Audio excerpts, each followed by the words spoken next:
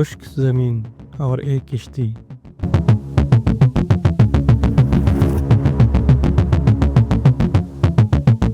آخر کیوں؟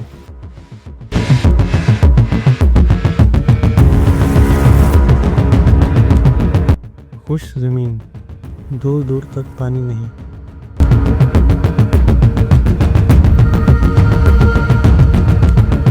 اور درمیان میں ایک کشتی بن رہی ہے۔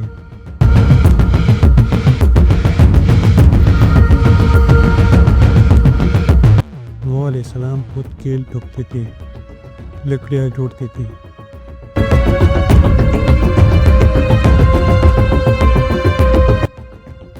قوم گزرتے ہیں، ہنستے ہیں، طنز کرتے ہیں۔ اے نوح، اپنے بیوی کے بعد ترکان بھی بن گئی۔